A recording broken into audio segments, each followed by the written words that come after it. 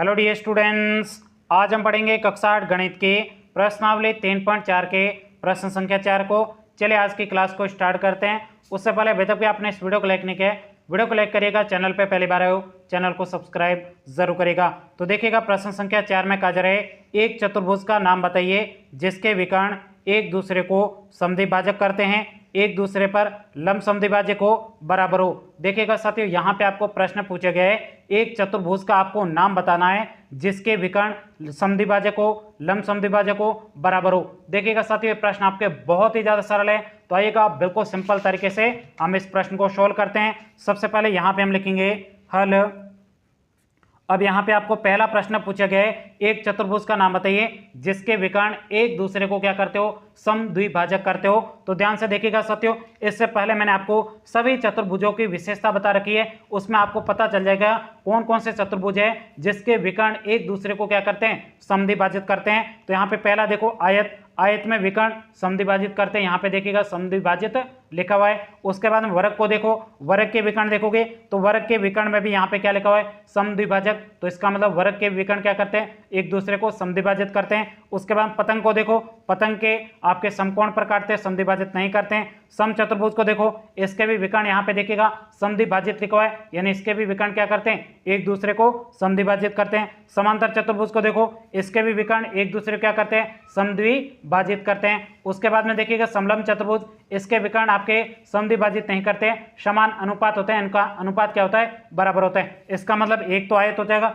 दूसरा आपके वर्ग हो जाएगा, तीसरा आपके समचतुर्भुज हो जाएगा और चौथा आपके समांतर चतुर्भुज हो जाएगा। आइएगा बिल्कुल सिंपल भाषा में हम इस प्रश्न का उत्तर लिखते हैं। तो यहाँ पे लिखेंगे हल। अब यहाँ पे हम लिखेंगे, यहाँ पे सबसे पहले आपको परिभाषा भी लिखनी है। तो परिभाषा लिखेंगे, एक चतुर्भुज, एक चतुर्भुज जिसके विकर्ण एक दूसरे को समद्विभाजित करते हैं, समद्विभाजित करते हैं, उनके नाम, आपको नाम पूछे गए तो उनके नाम निम्नलिखित है। अब कौन कौन से हैं, तो पहले नंबर पे हो जाएगा आपके आयत, दूसरे नंबर पे हो जाएगा आपके वर्ग, तीसरे नंबर पे आपके हो जाएगा समांतर चतुर्भुज और चौथे नंबर पे आपके हो जाएगा समचतुर्भुज, ANS। यहीं तक कि आपको इस प्रश्न का उत्तर लिखना था। बहुत ही सिंपल है, जिसके विकर्ण एक दूसरे को समद्विभाजित करते हैं। तो अभी हमने देखे आयत के विकर्ण एक दूसरे को समद्विभाजित करते हैं, वर्ग के विकर्ण समद्विभाजित करते हैं, समांतर चतुर्भुज के विकर्ण एक दूसरे को समद्विभाजित करते हैं और समचतुर्भुज के विकर्ण भी एक दूसरे को समद्विभाजित करते हैं। यहीं तक कि आपको इस प्रश्न का उत्तर लिखना था। अब यहाँ पे आपको दूसरा प्रश्न पूछा गया है, जिसमें आपको कहा जा रहा है, एक चतुर्भुज का नाम बताइए जिसके विकर्ण एक दूसरे पर लंब समद्विभाजक हो। लंब समद्विभाजक का मतलब हो 90 डिग्री के कोण पर काटते हो और साथ में कैसे हो, समद्विभाजक हो, यानी बराबर भी होने चाहिए। 90 डिग्री के कोण पर काटते हो और साथ साथ में कैसे होने चाहिए, बराबर होने चाहिए। तो आइएगा देखते हैं सबसे पहले परिभाषा में।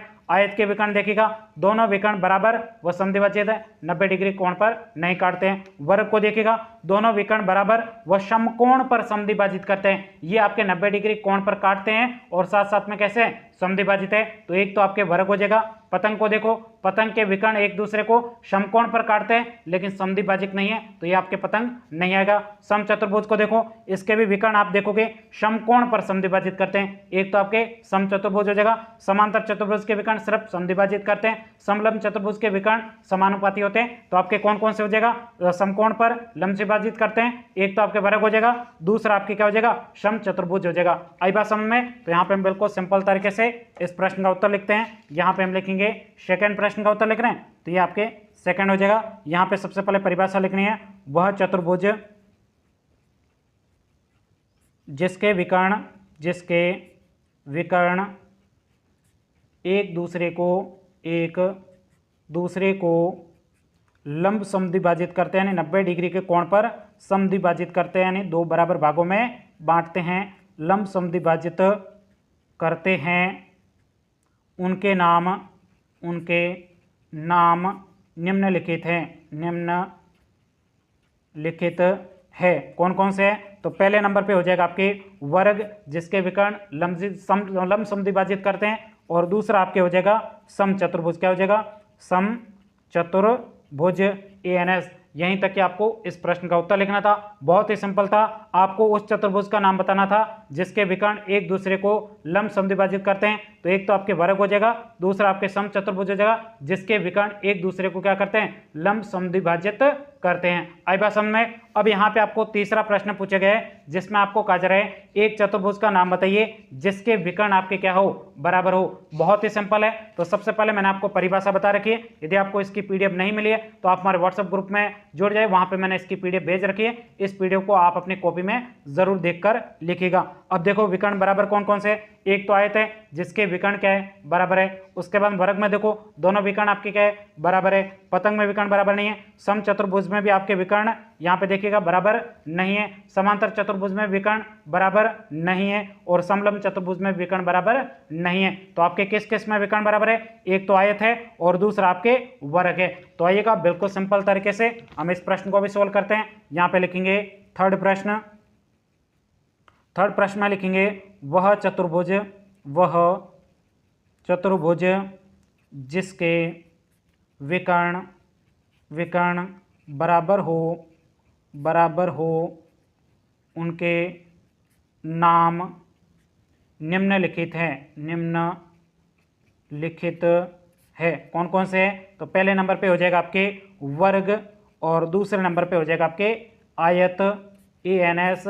यहीं तक कि आपको इस प्रश्न का उत्तर लिखना था। उम्मीद करता हूं ये पूरा प्रश्न आपको बहुत ही अच्छे तरीके से समझ में आएगा। इन प्रश्नों की यदि आपको PDF चाहिए तो गूगल पे जाना, वहां पे लिखना है मोस्ट एग्जाम। वहां पर मोस्ट एग्जाम लिखने के बाद में वहां पे लिखा होगा कक्षा 8 गणित नोट्स।